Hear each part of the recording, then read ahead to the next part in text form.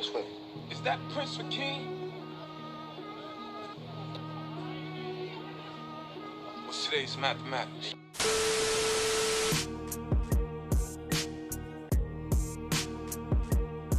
Truth is universal. Truth cannot be invented. Then it was guaranteed that Marcus Garvey would come the next night. And the hall was packed with people. And everybody went with ammunition. How they understand themselves as African, right? And American. Yes. Like, it's not either or, right? Everybody who knows anything about Israel knows that in order to effectuate significant change, you not only need a majority, you need a Jewish majority. America awards her killers, and they get ribbons and stripes and bars. A U.S. State Department sponsored program and set of musical tours called the Jazz Ambassadors. Talks about the work of Marcus Garvey and the work of the Honorable Elijah Muhammad as being demonstrative of, and he basically called them total nationalists. But the reality is that African people are not vicious, violent people. He's not teaching hate, he's teaching history. Welcome. Thank you for tuning in to another episode of Wazadome TV. Today, I have a very, very special guest. We've been working on this one for a while. He's a immigration lawyer, a geopolitical analyst. He has a pretty big social media presence as well, where he's able to teach and reach people with a good word. Aidan Simardone, thank you for coming through. Thanks so much for having me. Absolutely. It's a pleasure to have you on. First, before we get into kind of some of the things that are happening in the world, can you talk about how you got into immigration law, what kind of radicalized you as far as, politically, and because I think it's important to kind of get everyone's origin story the first time I have them on. That's a really great question, and you're one of the first to ask. So my radicalization journey definitely started off, as cliche as it might be, as like a white guy, definitely hip hop music. Mm-hmm. I went to the University of Toronto. I had a radio show. I was looking at the history of hip hop from, the very early days of Grandmaster Flash and others all the way to the present. And I was 18 years old. I started listening more to the lyrics. I was like, who's this Malcolm X guy? Mm-hmm. Stuff like that. And I started, I think the first person to radicalize me, the first, theorist I'd call him, was definitely Malcolm X. Reading the autobiography when I was 19 years old gave me a completely different take on the civil rights movement, but Black radicalism more generally. I grew up in an all-white neighborhood. Most of my friends were white, so these were things I was never exposed to. The school system I grew up with was just pure propaganda. Yeah. We were taught that MLK was, peaceful and just wanted everyone to get along. That's what I learned. And then hearing from Malcolm was incredible, and picked up some other book, picked up Malcolm X Speaks, and I was like, this is incredible and this is amazing. And everything from there actually started off with Malcolm. Like from there, it was then, some of the more quote unquote familiar names, Marx, of course, Engels, even radical interpretations of Nietzsche, etc. But then, of course, it was the Black radical tradition, with Assata Shakur, with, of course, reading Black Power. These books were just absolutely incredible for me. When it comes to immigration, so I was in university for a really long time, like a really, really long time, 9 years. I did 3 degrees, and it's nothing to brag about. It's just what I did. That was my journey. 4 years of undergrad, I did political science, then did a master's in global affairs. I went to law school with the hopes of doing international law. One of the things that's kind of tricky, though, from a practical perspective, is it's hard to find jobs in that unless you're in Geneva, New York, or the Netherlands. So I pivoted to immigration. And from there, I became an immigration lawyer. I work for myself. It's great work. It's really tough work. I do something called immigration detentions too, which is a whole thing. That's me trying to get people out of immigration detention. That's very tough work. People that's like people who don't even have the status of being citizens, right? They don't even have the same rights as everyone else. And so that's what I do. And then on that, I also post on social media. I do a lot of videos on current events. Oddly enough, I'm actually doing a lot of videos on African history because I want to learn more about certain countries. And you go onto YouTube, you look up, who knows, history of the Cape Verde, for instance, history of, let's say, Botswana, any country. There's 54 countries, I believe, in Africa. There's just a dearth. There's so little out there, and so I started looking at Somali history. That did well on social media, and so I also do that. Indeed. Yeah, no, you have a really, really dope content on social media. Everybody, make sure you follow on the links. Will be in the description. You mentioned something about immigration detention, right? What is immigration detention, and how does one, who is seeking asylum, or someone who is in a nation, how does it, I guess you're speaking about Canada, correct? Yes, I am speaking about Canada. Yes, So, yeah. So yeah, I should note that for your viewers. I'm a Canadian immigration lawyer. A lot of overlap though, because of course, Canada and the United States have a common origin. Our so-called mother is Britain, right? So our laws, there's a lot of similarity. But yes, Canada, of course, yeah. So how do they decide who goes into immigration detention? Yeah, well, there's the law as written and the law in practice. The law as written is you don't show up for the day of your deportation, you get apprehended, you're brought to a detention center.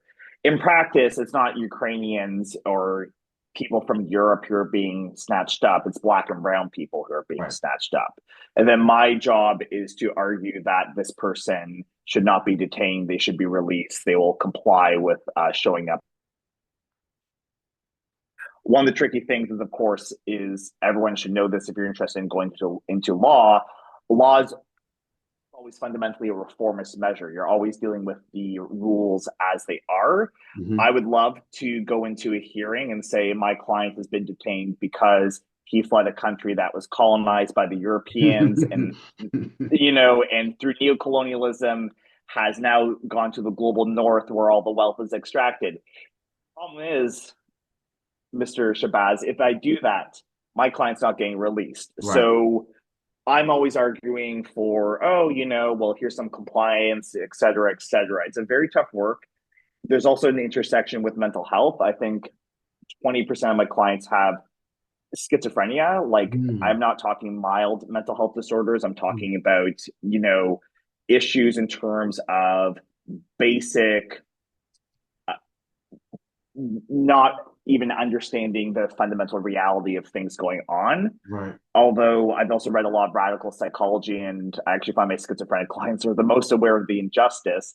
But needless to say, these are people who are the lowest of the low, the subaltern, people who, as I've mentioned, don't even have the rights of being citizens. It's very tough work, and I hope that this job one day becomes irrelevant when everyone can just get status easily. Yeah, indeed. Now, is there something similar to ICE in Canada? Yes. Yep. We call it CBSA. It stands for Canada Border Services Agency. I think one thing that's really important for your viewers and listeners is that I think there's been a little too much focus on Trump, which is not to say Trump isn't the worst person ever. He is horrible. I think everyone should remember, though, is that there's also a liberal face towards immigration. We in Canada have our Prime Minister, Mark Carney. He's part of the Liberal Party. And we're now actually seeing the highest deportations, I believe, in 10 years. For your American audience, we should remember that, of course, remember the Democrats, build that wall, we'll tear it down. Well, Biden continued to build the wall, and ICE funding has increased under both Trump and Biden. Now all we're seeing, even now, with that poor woman who was murdered in Minnesota and everything that's going on, the best the Democrats can propose is not increasing ICE funding. They're not even talking about reducing it. They're not even talking about abolishing it. And I think we should be, one of the things I worry about is not only about Trump, but that this energy will fade away if there is to be a time where a Democrat gets elected. I think we have to keep that energy. So, people who are watching this program are going to be more radical. But in all seriousness, liberalism is still the dominant ideology. And, don't engage in people who are going to discuss things in bad faith. But for your liberal friends, I think if you liberal friends, family members, now's a good time to try to radicalize them. I know also, like, for instance, in the 2000s during the Bush years, a lot of liberals got radicalized towards socialism, communism, whatever have you, radicalism more generally. I think we're in that moment now, because without that, eventually Democrats will have some power, and eventually a lot of this energy is going to go away. And unfortunately, that's actually what happened during the Biden years when it came to integration, in my opinion.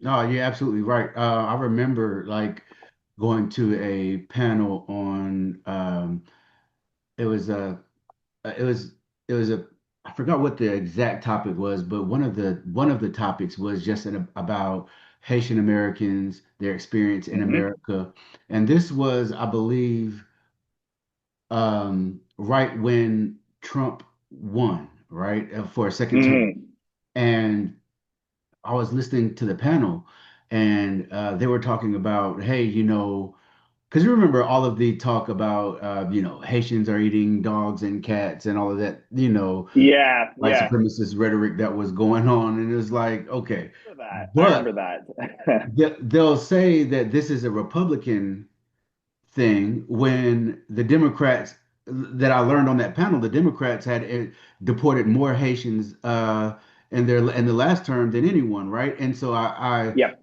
agree with you that things, obviously we know how things are bad now, how bad they are now. If there is a Democrat that takes office the next time, I fear that we'll be lulled back to sleep. You know what I mean? And No, absolutely. But the thing is, there is also an opportunity, because I do know people who are liberal who, I'm a millennial, but I know people who are like more Gen X or older millennials who became radicalized through like the invasion of Iraq and the invasion of Afghanistan. So I think there is also, we're always in a trap, but we have to kind of deal with, I guess, the facts that we have to deal with. And absolutely, you and I are on the same page. There is going to be this, eventually a Democrat will assume power. My gosh, maybe Gavin Newsom. I hate that guy. Right, praises Reagan. He says there's no genocide in Gaza. Like, yeah, break, I saw that. I was like, and he didn't. It's so insane. But go ahead. Cleared out homeless encampments. It personally, like, not even governor, but literally showed up. There's videos of this, of him going to homeless encampments and like throwing out their stuff. This guy is, if Trump's Hitler, then this guy's Mussolini. Like, it's not that Right. it's not that different, right? Right. There's also an opportunity. Now is the time for radicals like us to say, no, no, no, this is bad. We don't like Trump, but this is a system beyond Trump. This, Right. if you don't like this, then you Mhm. also should not like it when Democrats do it, right? Mhm. That is, I think, really key. And thankfully, we know that public trust in both political parties is going down. Yes. People don't like Republicans. They also don't like Democrats, right? There is, a desire for socialism, a desire for radicalism. I think there's always limits with that, because the United States, being a settler state, is going to have a large segment of the population that is always going to be identified with empire. But nevertheless, I think there's an opportunity there, and this should be an opportunity. Okay, you don't like the invasion of Greenland. Okay, well, what about the invasion of Palestine, of Gaza, right? And I think we can bring people in that way, hopefully. Yeah, I agree 100%. It's just, that's why I used to have issues with the term "this is Trump's America," as if this has always been America. It might It's be more Columbus's America. Yeah, this is It's not even Reagan's America. It's Columbus. It all started in 1492. Right? Like screw this. Seriously. No, that's real. Yeah, it's Columbus's America, man. And so, when we talk about ICE and what's happening in Minnesota, as you know, they just ICE assassinated Renee Good. Um, there have been lots of protests. What are your thoughts on just what's happening in Minnesota? What happened with Renee Good's assassination, and this impunity it seems that they have to get away with these type of things. No, it's really shocking, and I think people have to understand that xenophobia and anti-immigration sentiment also have many purposes, right? I think one thing to realize is I think one thing I did a video on this. One thing people need to understand about these raids and deportations more generally, to a certain extent, the direct purpose is supposedly to remove people, and that's what they're doing. They kidnap people. I mean, I'm gonna be honest, like a deportation is just a legalized kidnapping, right? You go to a person's home, you serve a warrant, you grab them, you send them off to another country. In any other legal context, we call that kidnapping. So it's legalized kidnappings.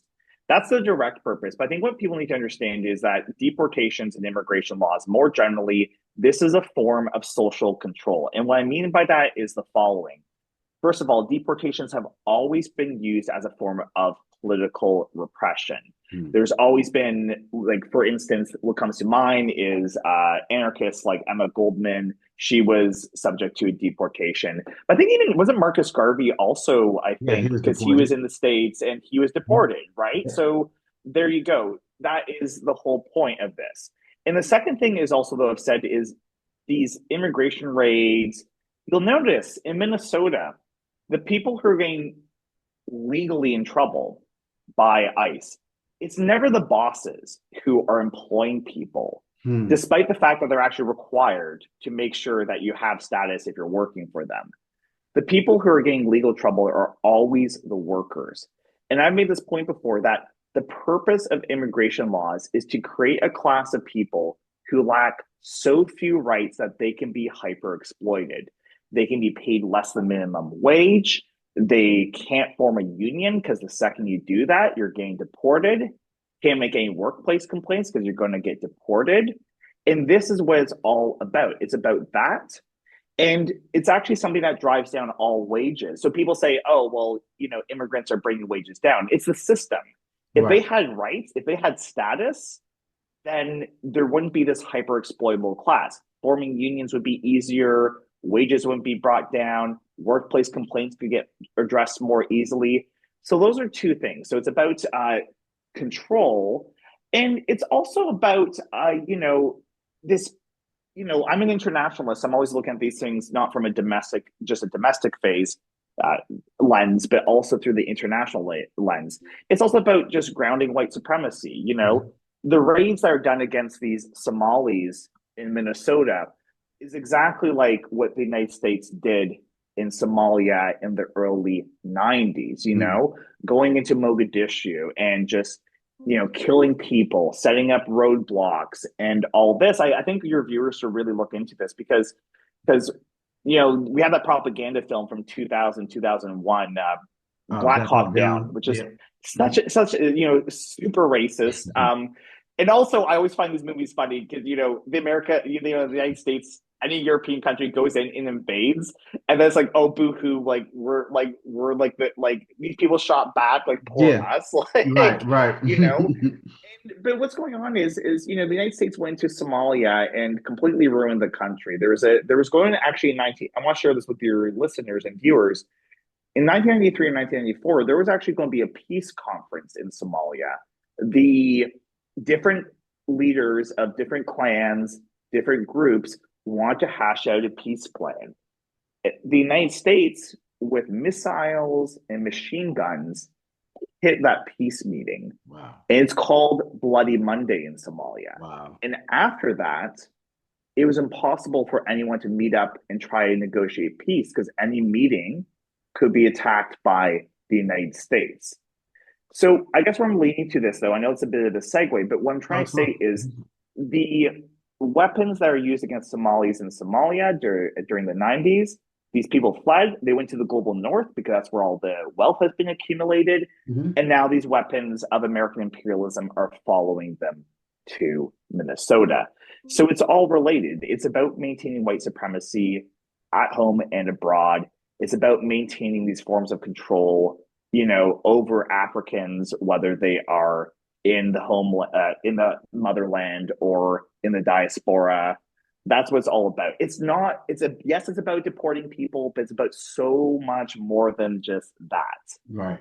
What about the you know, one thing, obviously, American propaganda is a hell of a drug for some people. And one thing that they like to say, and you see a lot of Americans run with, is that the immigrants are taking all of our jobs, right? And those are usually people that lack any type of class analysis but can you talk about that whole idea that immigrants are taking the jobs of American citizens or Canadian citizens? Yeah, according to these, arguments, they're both taking the jobs, but they're also lazy and sucking up all the welfare. So I Yeah, don't know what the right. hell's going on. They're both lazy. They're, in this sort of quantum state of being both hyper workers who are going to outwork you, but Mhm. also are going to sit at home watching TV and taking all your tax money. So I don't know what the hell's going on Yeah, here. right. I think that's why I said though is like, a lot of this is about labor control. And so I've always said the solution, not a solution because the immigrants are the problem, but if you're worried about low wages and bad pay and lack of workplace protection, the thing that you could do to help everyone is to give status because again like yes, system is created so there is a class of people who can be hyper exploited, who can be paid less than minimum wage illegally, but nothing's going to be done because they can be deported. The solution to that is not to get rid of immigrants, though. The solution to that is to give everyone status. And I think it's also important to, the people who are super racist and maybe are hard to get to, whatever. I don't really care about them. But what I will say is if you have discussions with family members, the thing is you actually can't deport everyone. There is always going to be people long as there is wars caused by the Western powers and global inequality, there's always going to be people who are coming into your country. Always. You cannot deport everyone. Right. And I say that because what that means, therefore, is there's always going to be people who are trying to immigrate into your country. And so you have to ask yourself, do you want these people to be hyper exploited and paid less than minimum wage and drag down not only their wage, but your wages too? Or the better framing is these are workers, and we need to ensure that all workers have the maximum power possible. And when we frame it that way, immigration rights are also workers' rights. Mm-hmm. And so the solution to that is to give them the rights that they should have. That is my solution to all this nonsense about, the jobs thing. So, Yeah. yeah. It's so funny whenever I hear that because they never place the blame on the capitalist who is extracting Yeah. the labor and exploiting the labor of undocumented workers and then also Yeah. documented workers, right? Um they never place the blame there. And it's so interesting to see sometimes. And there's a precedent for this, from an internationalist Pan African perspective, looking at how, Africans in the United States have been treated, Hmm. since slavery. These same arguments were used to be used during the Great Migration, Absolutely. as Africans left the South and came to the North, right? Unfortunately, and there we also saw, unfortunately, working class white people, I should say, engage in the worst forms of violence, rioting, etc. Right? And this is perfect for the capitalists because then no blame's placed on them. You're just blaming the people who have the least amount of rights, etc. And I use the term African because again, like I know I'm a white guy, but I'm a Pan Africanist, No right? doubt. Hmm. Like um, I think that's the correct term. I can use Yeah, that something is else, but I absolutely think on that's Dome TV. That is absolutely the correct term. thanks. Because sometimes people say, "Oh no, we're African American," but it's like, well, do you want to be assimilated into America? Right? Is Right. America the goal? Right? We can use Mhm. New African, whatever it may be, but that's the way I see things. So Yeah, no, yeah. absolutely. I was reading a quote from John Henry Clark the other day, and he talked Mm. about the confusion of being a citizen and a captive, and regardless to what the paperwork says, whenever you do begin to not see yourself as a captive anymore, you lose some of your fighting spirit, right? And so, Absolutely. And I mm, think this is also an important thing because it was also funny is like how does immigration work within a settler state? So when I advocate for rights like citizenship or that, the goal here is not, oh, let's all become American, let's all become Canadians, Australians, wherever these settler states are. It's not an assimilationist goal. It's just a purely rights-based goal, a goal of getting the rights you can get, right? It's not about assimilating into this white supremacist state. If the rights are there, go ahead. We should try and grab them, right? But at the same time, we should also be conscious of the fact that these are settler states. And the goal eventually is going to be the abolition of these states, as they exist as settler states, right? So I think that's also something that's really interesting to contend with as well, for sure. Yeah, absolutely. I saw a tweet with a clip, I guess, from a CNN show, and they said on the show that U.S. citizens should be prepared to show proof that they are U.S. citizens. Like, what do you think about that? It's the freedom papers, it's the freedom Mhm. papers of slavery, right? That's exactly what it is. And let's be honest, it's not people who look like me who are going to be getting asked this. It's Right. going to be, again, black and brown people. It's a form of control, like everything else involved in immigration law. It's absurd, right? It's absolutely absurd. And it's happening, and people have to be ready to fight back. Absolutely. One thing that you mentioned earlier that I kind of just want you to touch on again for the viewers, because I think it's extremely important. When we look at immigration, right, and we look at a lot of the reasons why migrants come to the global north. A lot of it is due to what the global north has done to their nations, from destabilizing their economies to extracting, all of the wealth out of the ground, exploiting the labor, building these factories, paying them pennies. Can you talk about like some of the, because I think the reason why I think that's important, because as you know, America is on a campaign um, to demonize and villainize migrants, right? And nobody seems to talk about, I mean, in our circles, obviously, but in other types of discourse, nobody ever talks about why, Yeah. migrants come to the global north in the first place. Yeah.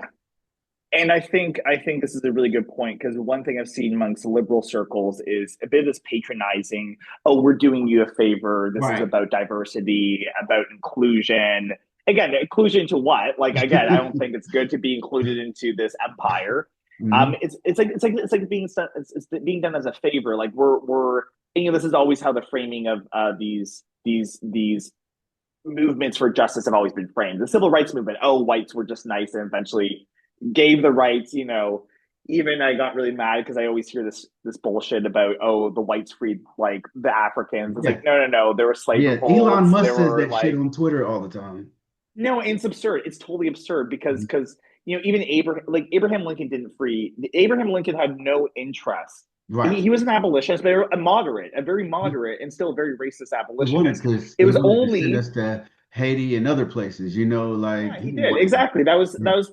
A lot of people should understand that too. Like the whites abolitionists, most of them were super racist, and a lot of the goal was free them, then send them back. Right. Right?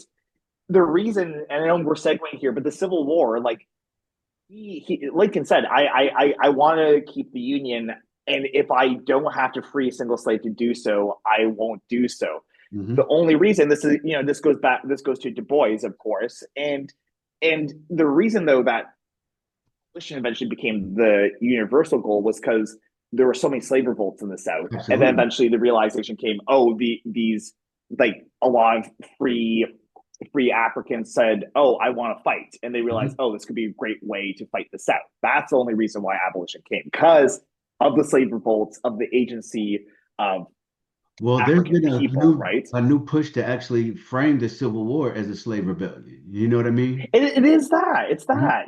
It's 100% that. And then, of course, a lot of that was encouraged because of Haiti, right? Mhm. Right? Of Louverture, right? Of the slave revolt there. And going to my point, though, so when it comes to immigration, this should be seen as a form of reparations, right? This is not a favor. This is giving what should have been given before, right? There's a great activist in Canada, actually, Harsha Walia, and she frames immigration as reparations, right?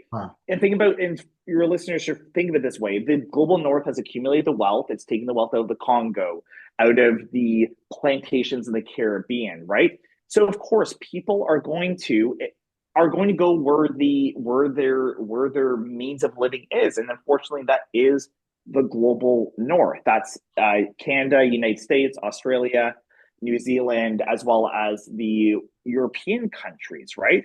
And I think that's how it should be framed. This isn't a favor. There's a duty to do this. In a just world, there is a responsibility. Yeah, we took all your shit.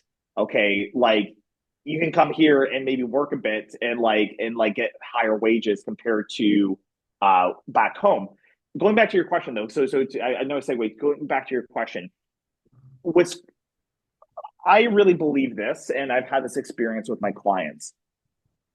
In a just world where there was no wars and no global inequality, 90% of people would continue to live where they were born. Agreed. We're born in a specific place.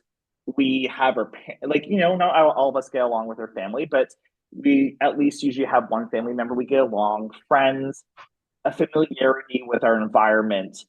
Most people do not actually want to leave where they're from. 10% do. There are people who are globetrotters and want to go around, but most people do not. The reason people are leaving is because of war, climate change, inequality. That's what's going on. So I think there's a two-pronged thing with this. As long as there's inequality, war, and climate change, we need to provide people who are fleeing the rights so that they can be secure and also have a basis, a better foundation to fight further. I think the other thing, though, is the other flip side of this is we also need to be therefore opposed to imperialism, advocate for reparations, which I think will require revolt. I don't think anyone will just give that away. And also fight climate injustice. I think that's the solution to all of this. Is a two-pronged approach: migrant rights and also fighting against international imperialist violence. Absolutely. And I'm glad you mentioned the climate issues because, hey, man, if we don't have a planet to live on, like none of this shit even matters, right? And it's like one thing that we see like in the system of capitalism is if there's a profit to be made, we will do whatever to the environment. It does not matter.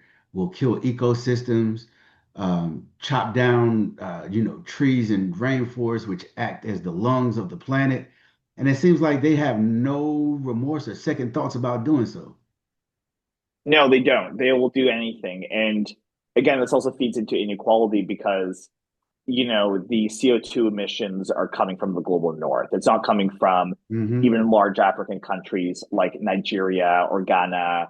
It's coming from the United States and Canada too. So like for your listeners, because I think maybe less for your listeners, but I know the more liberal side of the United States always like to look at Canada fondly when really we're just America light. Like that's what we are. We're just, in some ways harsher too. Like, I don't know, like, there's some other issues that are like even worse than the United States. Like our, just as a quick point, like our residential school system, which is pretty much a school system of concentration camps for Indigenous people, actually lasted longer than the United States. So that's just a quick segue there, though. I was going to say, though, tangent, I should say. But I was going to say, for instance, even in Canada, like we have some of the dirtiest oil in the world, and so all of this CO2 emissions is being created by the global North. But then the people who are being most affected are not Europeans who live in brick houses and who have emergency services that can come right away. It's the global South that has been deprived of its wealth, where the houses people live in are inadequate to meet disasters. Emergency services, infrastructure is simply not there. Not at the fault of those people, but again, because of colonialism and neo-colonialism. So that's also really important, is we're all going to be affected. Like everyone's going to be affected. Like even like, you know, we saw in California, like some of these rich people's houses were going up in flames. But the most affected are going to be the global south, the poorest people. So it's all related to, again, it all comes back to racial capitalism, imperialism, colonialism. That's really the heart of the global system. Absolutely, absolutely. Now, one thing that's been in the news, and it seems to be escalating, is Trump saying, "Hey, you know, Greenland, I want you, get down or lay down." What do you think? First off, what do you think about that, and what do you think is going to happen? Is he going to be able to I guess go through with that, or because I know that Germany sent some troops out there, and I know that a lot of the European Union nations have you know, expressed their displeasure about it, and so he didn't he like, I guess, create some new tariffs for a lot of those nations. Yeah. So it's like, what do you think about that? It's wild. I'm just waiting for the moment they say Hamas is in Greenland. Right. like, you know, if there's narco terrorists and, you know, human rights violations, you know, the Ayatollah of Greenland is, you know, I'm just waiting for that moment. The Greenland thing's really interesting. I mean, first of all, the Europeans, I feel bad for the Inuit, the indigenous people of Greenland. To a certain extent, I don't give a shit about the Europeans because you guys let a genocide happen for over 2 years.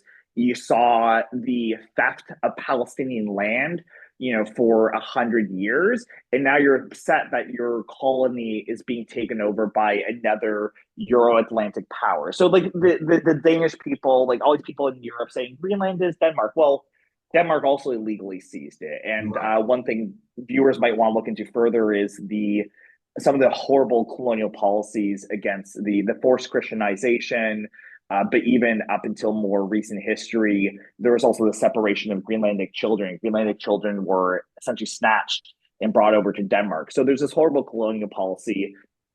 I think Greenland should likewise get reparations, and that could be a foundation for independence from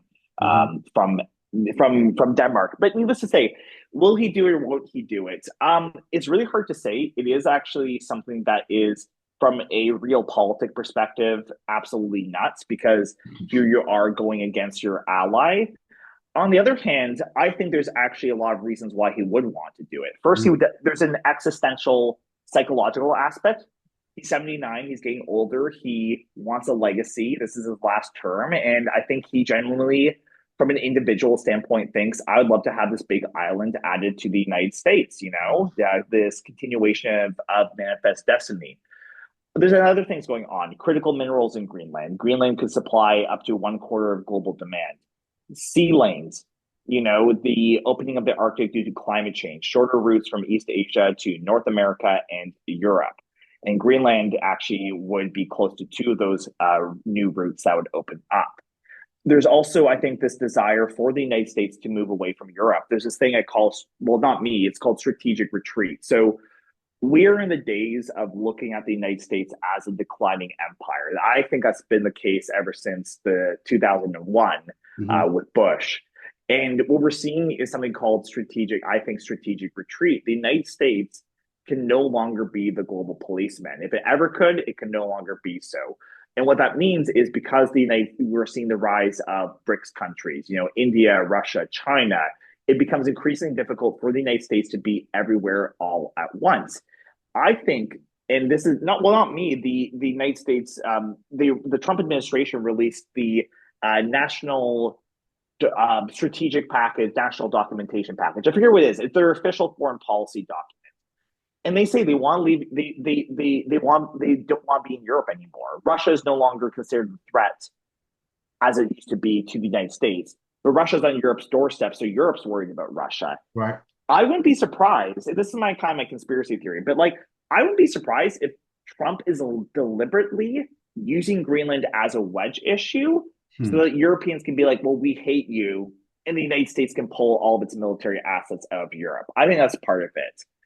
Another way taking Greenland would benefit Trump is as absurd as much as what I'm trying to say here. Like, yeah, the United States has always gone and taken land, but this is still unprecedented. be surprised if Trump is also using this as a wedge issue within his own government. Go ahead, take Greenland, see who in the government resigns, see who in the military says, no, I don't want to do this, have those people fired or imprisoned, and then he can consolidate the ranks. So here we have it, psychological, it's about the critical mineral resources, it's about sea routes, it's about getting away from Europe, it's about purging his ranks, you know? So this is what kind of scares me is, as absurd as it is, there's actually, from a very Machiavellian perspective, valid reasons why Trump would want to do this. And so, I don't know, like, will that happen? Will it not? On the other hand, and, you know, I don't want to belabor this point, but I did write an article on this at the beginning of 2025. You know, Europe can also retaliate. We already see, for instance, the dumping of U.S. treasuries. What that means is pretty much the selling of U.S. dollars, which would depreciate the value of the U.S. dollar, leading to inflation and a recession in the United States. I think from a political perspective, that's something Trump can't afford. He's already unpopular and the midterms are coming out. So you can see all the European countries just sell the U.S. treasuries, which would make the U.S. dollar a lot less value. So there are ways Europe can retaliate. And you're right, there also are European soldiers of a limited amount, but still there. Germany, you're right, Denmark, of course, I think the UK as well, some proposals for my country, Canada, sending soldiers over.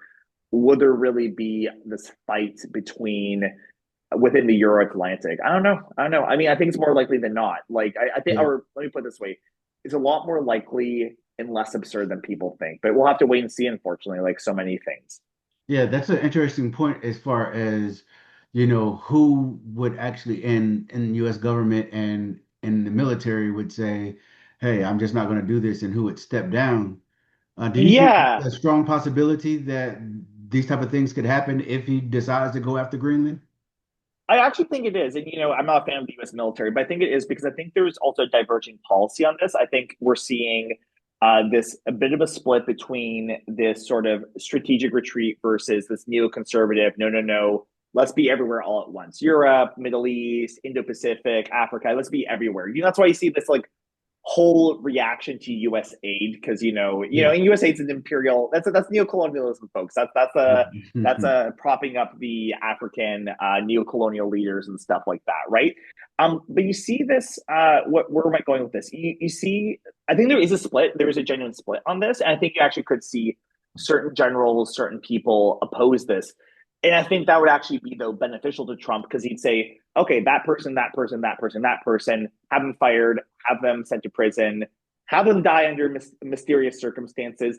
And that would benefit him because then that means everyone in the government would be, after that purge, everyone would be on his side. You know, Hitler did this with the Night of Long Knives, where the Nazi Party was, for instance, was purged before World War II.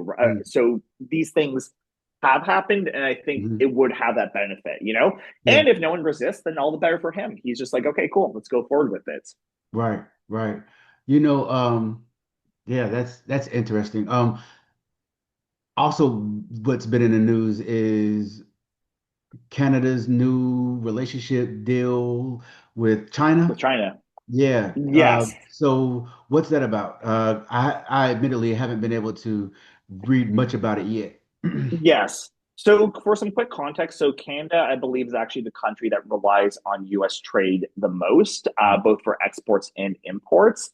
There might be some smaller countries that rely more on the United States, but I think Canada is actually number one. So we're really heavily dependent on the United States. Now we see everything going on in the last year, and a desire to also start to move with this global multipolar system.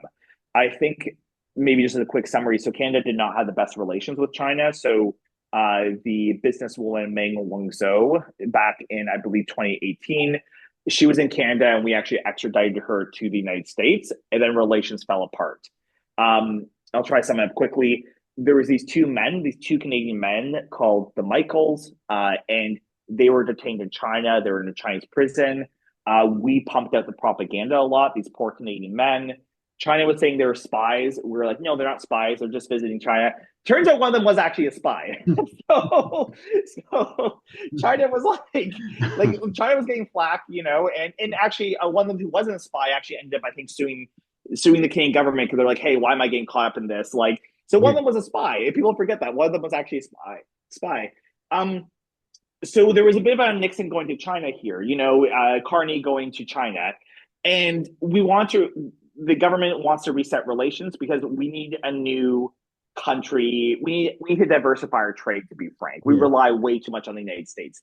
And as much as I'm not a fan of the current liberal government, Mark Carney is a racist neoliberal, but I think this was actually the right move, and it seems we got a lot out of it. We had tariffs on electric vehicles from China. I've seen videos of these vehicles. They're so nice. Good. They're cheap. They're nice and they're cheap. And they're cheap. And they're what we need. They're what we need to decarbonize, to get away, So we got rid of those tariffs. China previously retaliated by putting tariffs on canola oil from Canada. China got rid of that. Canadians can now visit China visa-free. We're going to increase our exports to China. I think it's actually a good move. I was actually happy with it. It's one of the few things our government has done that I'm actually happy with. I think it is the right move. I think for your viewers, from a more global perspective, it is quite wild because I think actually this is a leading indicator for the decline of the United States. Right. If your closest ally is going with China, then who is going to stick with you, right? Mark Carney, as much as I'm not a fan, he had something interesting. He says this is a new world order. This is, a new global system we are dealing with. And I think that really put the nail in the coffin for the United States as pretending to be the only global power. I think this is it. I think this is 2026 is the beginning of the end, needless to say.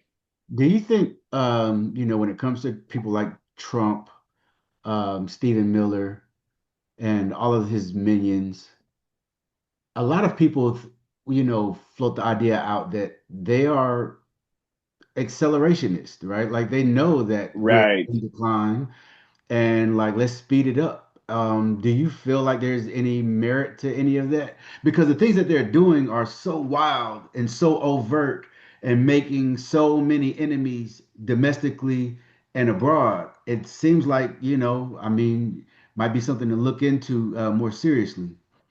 No, I think it should be taken seriously. I think it should. And we often see empires as they decline, they lash out, right? I mean, one thing I always, as an internationalist, and especially as a Pan Africanist, I always think of World War II. Fascism, as M.A. Césaire says, is imperialism turning inwards, right? It's imperialism turning inwards, but it's also a failing imperialism turning inwards, right? After World War I, Germany lost all its colonies, right? So who do you colonize? Well, you colonize your own people, right? Right. And I think you're starting to see that in the United States, as the United States can no longer police the whole world, those military assets, that power is turning inwards. One thing that's really interesting, I see this graph, and this graph shows two things. It shows the United States military assets in Iraq. As they withdrew from Iraq, it goes down, and it shows military equipment handed to police in the United States, and it goes right up. When they started to pull out of Iraq, the United States, there was all these small machine guns, small armored vehicles, military helmets, vests. That all went to police. Wow. That's why we saw the militarization of the police. Yes. And I think what we're starting to see is as the United States finds it, don't get me wrong, what the United States has done is horrible, but it is losing. Like they couldn't defeat the Palestinian resistance in Gaza. I know there's a whole peace plan, but they destroyed 90% of the houses in Gaza, and Israel was still not able to take over all of Gaza. I know they're taking over half of it, and that's horrible. We can have two things can be true at the same time. It can be horrible what Israel's doing, but Israel was not able to take over Gaza. 2 years ago, every people were saying it could. And I was like, no, this is gonna be like Vietnam. They're not gonna be able to do it. And I was right. They got rid of Maduro, but the Venezuelan government's still there. Right? 20 years in Afghanistan, the Taliban now runs Afghanistan. They're going to, and I think what we're seeing is a strategic retreat. And you're right, the Millers and all these people are like, you know what? Let's use what we have, this power, to invade Greenland, to take over Venezuela, to turn against our own people, right? that's what's going on. I think it's scary. I think it should be taken seriously, Yeah. So, yeah. You know, when we talk about the militarization of the police in America and ICE and these different, three-letter law enforcement agencies, and I remember there was a military official that there was like a hearing maybe a month and a half ago where he was asked, if you got the order to, you know, go after uh, you know, what they would call quote unquote domestic terrorists, people who are just dissenting against the status quo. He said if he got the order, he would he would definitely, do what he had to do. Now, when we hear that, how seriously should people take that? Because I think that in America there has been a tendency for some, not all, but for some to that's not going to happen here. That's not. Even though we have a history of this happening, I think there's a level of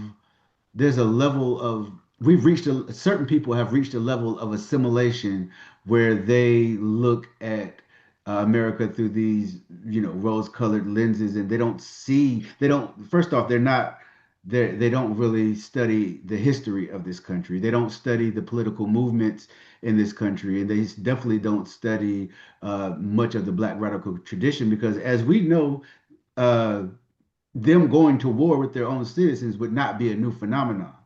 But for people who saw that hearing and heard that, military officials say, hey, yeah, if I got the order, we would go after them.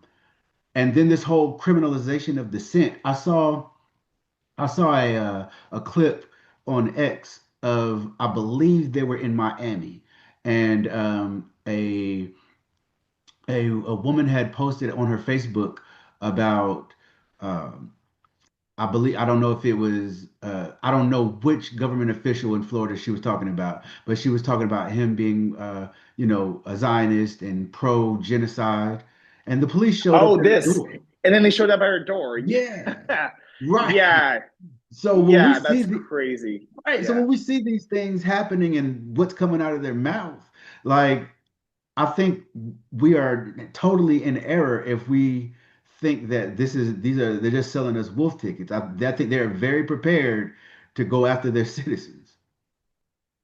This is, look at the United States, a country founded on the genocide of indigenous people on Turtle Island, hundreds of years of the enslavement of African people, the colonization, the direct colonization of the Philippines, of Puerto Hmm. Rico, of Right. Cuba, right? Exactly. Sanctions that since the 1970s have killed 37 million people. Concentration camps for immigrants, for Japanese in the 1940s, right? Even for white people, the massacre of radical union movements, Hmm. the deportation of any radical whatsoever, the war on terror, 1 million Iraqis killed, Hmm. the a torture centers across Europe, in Guantanamo Bay, across the Middle East, the you know arrest and firing of anyone who speaks out against Palestine. It's like any settler state. It's a one founded on mass violence, and hell yes, they are going to do whatever's necessary to maintain their order. And I think we're always shocked. Like I get shocked too by these Yeah. things. Like Hmm. you think it can't be done until it happens, right? Right. That's what really is I think it's easy to crazy, say, hey, that was in the past. I think it's easy for people to try to conceptualize what they're doing and say, hey, the genocide of the indigenous peoples of America, that was in the past. The enslavement of Africans in America, that was in the past. The, detainment of revolutionaries in America, that was in the past. They wouldn't do that now. I really No, think that some people feel that way. some people feel that way, and it's absurd. And any progress that's made is not made through some sort of abstract, universal ideal principle. It's made through blood, sweat, and Yeah. tears of the oppressed people, right? You know, slavery didn't go away. This is one of the biggest myths that white people freed the Africans. That's completely absurd. It was slave revolts, you know. Mhm. It was, and actually, there's always been this thing of we give you a bit, but we're also going to keep a bit, right? Because Mhm. the fear was if we don't free Africans, this whole empire is going to crumble. Like that's always been it. Like we have to. Oh no, we have to Yeah, stop they this lived before it in gets too constant big, fear. right? Mm-hmm. Yeah, there's always been constant fear. Civil rights movement, right? If we don't have MLK, we're going to have Malcolm X, right? Right. So that's always been the thing. So any progress that has been made is always made because there's a bigger fear, but it's never been made on a moral or ethical principle from the oppressor. Right. And hell yes, they are going to do everything necessary to maintain their order. And I mean, we're always going to be shocked by that. Like Yeah. every day I continue to be shocked by what's going on in Gaza and Palestine, right? But I'm not surprised that they do what they do. It's not because they don't have a moral conscience, Right. and that's not how power is not ruled through morality and ethics. It's power is ruled through power, you know. Mhm. And our goal is to establish our own power, right? That's the whole point of, you know, Black Power, for instance, right? Is, you know, having read that book, you know, the whole point Mhm. is yeah, like, you know, just trying to be like, oh well, you know, we're well, let's be in the middle, let's we're both well meaning. No, it's about power, you know. That's and on that point, I mean, I don't know what you think. Have you seen this? The Black Panthers are back apparently, which is incredible, you know. So that's something we saw in Philadelphia, of course. And I think it's that kind of radicalism we need again, you know. Yeah, I saw that. I'm going to reserve judgment on that until I see Cool. more. Okay, cool. Okay, fair. I I'm have made excited. some Maybe I'm phone too calls. excited, Yeah, but I made some phone calls. I don't know, but again, we just have to be careful at these times because the government is very sophisticated in how they um, interfere with our grassroots movements, I should say. Um, okay. one thing that I would like to ask you, because I think it proves everything that you're saying now, what this is about. I know you saw the uh, I guess it happened maybe a couple of weeks ago, but members of a certain Sioux nation were detained by ICE, and now I think they've been shipped somewhere, and they still haven't been able to like to some like old detention center that was used in the end of the 19th century, and it's like whenever you see that, I mean, again. You've been building on this the whole for the whole interview, but whenever you see that, like, what does that tell us? Yeah, and this is also just shows how absurd this whole thing is regarding who's born here, who gets to be subject to immigration laws. Because you're right, the Sioux Nation, I mean, this is people who have been obviously on Turtle Island for thousands of years, and they're being detained. When we see you know, for instance, people from Mexico or people from Central America being detained, a lot of those are like, you know, indigenous people from there, right? They're not necessarily even mestizo or for instance, settlers within the rest of the Americas. They're indigenous people, right? Mhm. I know like a lot of the indigenous languages of Mexico are, for instance, spoken in LA and stuff, right? So who the hell are these people to say, oh, you know, to the Sioux or to other indigenous people, like we're going to detain you? I think, if anything, it it points out to us that how absurd all this is, and it really is just about white supremacy. It's not about, oh, you've been here longer, you deserve rights, you know, you Yeah. deserve citizenship, permanent residency. It's about white supremacy, and there are, you know, on occasion, like I have clients who are European and they get picked up by immigration. It does happen, right? Because, you know, as we know, the system of white supremacy, it's a blunt instrument, and it will, you know, on rare cases, there will be white people detained by police, brutalized by police, etc. Mhm. Of course, saw that happen with Renee Nicole Good. Yeah. But for the most part, this is a system of white supremacy. This is a system of white supremacy. And so, whether you're indigenous and been here for thousands, and your nation has been here for thousands of years, doesn't matter. You're getting picked up by Yeah. ICE, right? And that's what's going on, unfortunately. And but I'm also shocking, and I'm not surprised at the same time. Like Yeah. that is something that's happens, you know? Yeah, So same here. yeah. Same here. I think that's a great way to put it. It's shocking, but not surprising, right? Yep. The last thing I kind of wanted to ask you, in Canada, when we talk about different indigenous groups, um, what is obviously Canada is another settler colonial state, right? And you said it's America Light, right? Yeah. What is like the indigenous nations in Canada? What is their fight like? How does that look? Because I think that's one thing that again like you mentioned before, there's a real liberal perspective of what Canada is compared to what the truth about Canada really is, you know? Yes, and it's Canada's America Light because I say light because we have some universal healthcare, etc.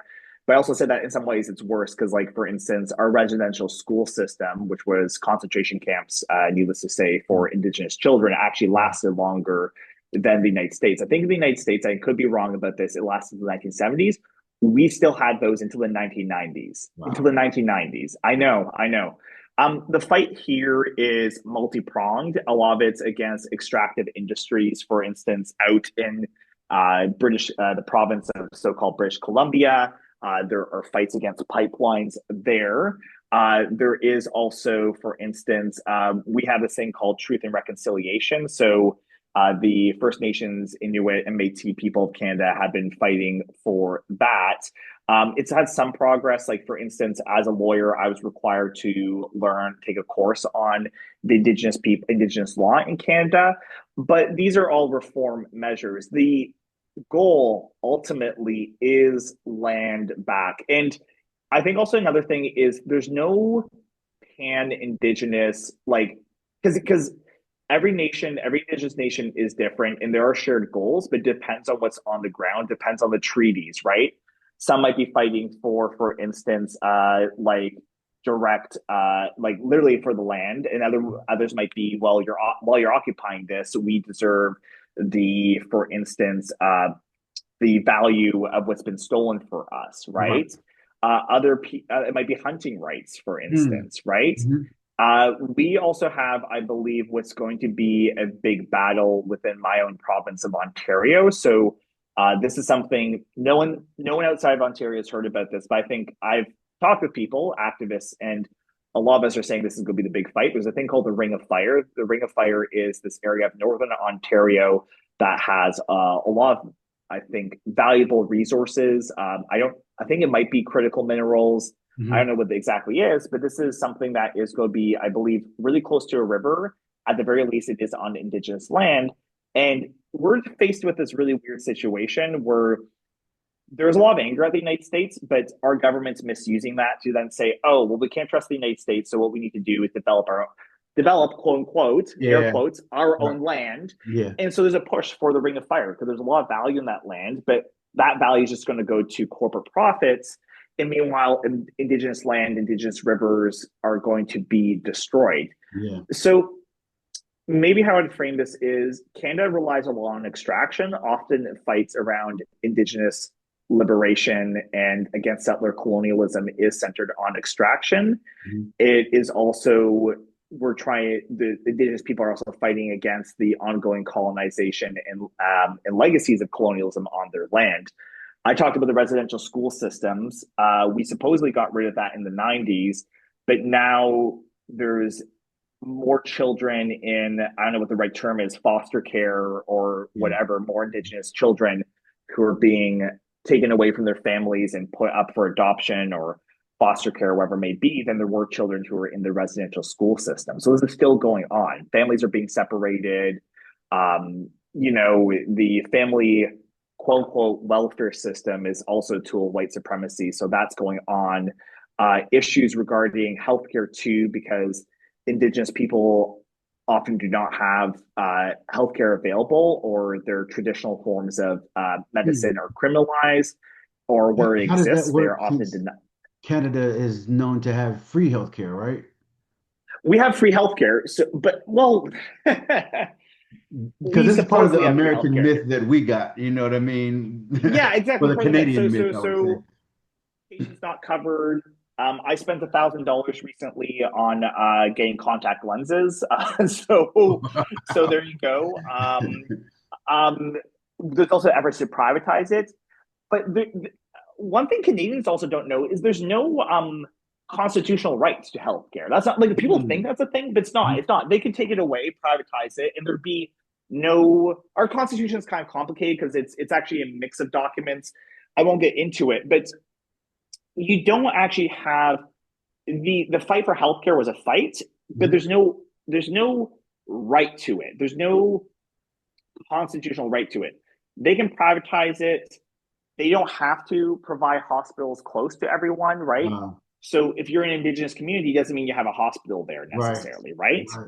And the problem is, even if you do, sometimes, for instance, you might, for instance, be like, I remember this case is a really sad case. This man who I think had some sort of health problem where he was kind of like maybe it was a stroke, and they thought, oh, you're just like a like Indigenous person, right? But he had a stroke, that poor man, and he wasn't treated, right? And I think that stroke then became permanent, or he passed away, right?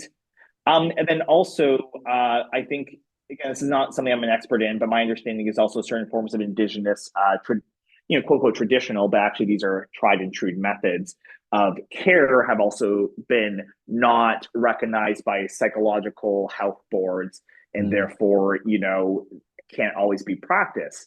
So, yeah, the healthcare a lot more complicated than what we're told. Yeah, and I would also say I don't want to dismiss everything, because of course I can go for my yearly appointment to the doctor and I don't pay anything, right? I just call my doctor. There's also wait times. A lot of other people who are new to the country, we have really long wait times. I guess what I'm saying is it is better in the States. That's why I call us America Light. But there are serious issues, and the Indigenous fight is also actually related to this when it comes to healthcare. So it's a lot, and I think as the goal becomes, quote unquote, to develop our own resources, whose are, I don't know, it's obviously settlers. I think there's also thankfully, a backlash from Indigenous people, as well as from any settlers who stand in solidarity, and that includes myself. Absolutely. Aidan, this has been a really great conversation. Also, I wanted to thank you for all the work that you are doing. It's extremely important work, and you are appreciated. And I look forward to having you on the show again sometime. I think we can keep it going. There's a lot to talk about. The world is moving fast. Things are moving very fast. So I would definitely, like to have you back. Thank you so much. Thanks for having me. No, absolutely. You have a good one, brother. Cheers.